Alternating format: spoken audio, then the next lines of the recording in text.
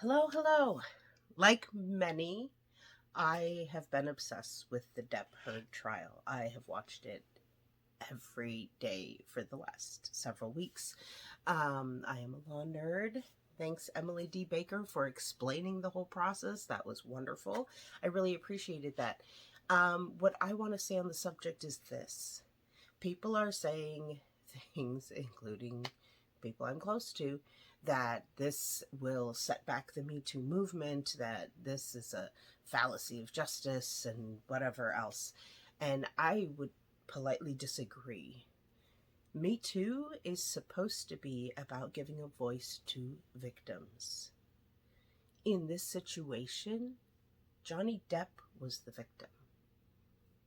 Men are also victims of DV and DA and all the other initials that we say so as not to annoy the algorithms.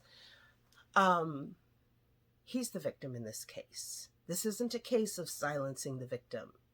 This is a case of the victim actually being heard. There are many men who suffer in silence, just like women. Victims often do. Someone has some type of control over them and they don't know how to find their voice. My understanding of Me Too was to give a voice to those people. And it's not always the women. Women can be perpetrators. Men can be perpetrators. Women can be the victim. Men can be the victim. This isn't about men versus women. This is about victims versus abusers. And in this case, Heard is the abuser. Depp is the victim. Okay? That's what it is. This, oh, it's going to set us back. It's going to blah, blah, blah. No, I see this as progress. Because I know there are men out there who suffer in silence. When a woman does physical acts, it's not as detrimental physically to your person. It's less likely to harm you severely. And so we turn a blind eye. And there are psychological and emotional effects that it has on that person. It's not okay. And I'm so glad he had the power and the ability and the money to have his voice heard. A lot of us don't have that. But I'm glad in this case he did, and I'm hoping that it helps with this conversation. Men also, hashtag me too, men can also experience this. And I think we should see this as a step in a more honest conversation, a step in the direction of more honest conversation. That's a better way to say that. But yeah, I see this as progress. And so I don't know what the rest of the conversation is. Of course, there's people who are still going to simp for Amber, and there's people who are gaga over Depp. Like, I don't think he was a perfect person in this whole situation. But after however many years they were together, I don't even remember at this point. Tangents.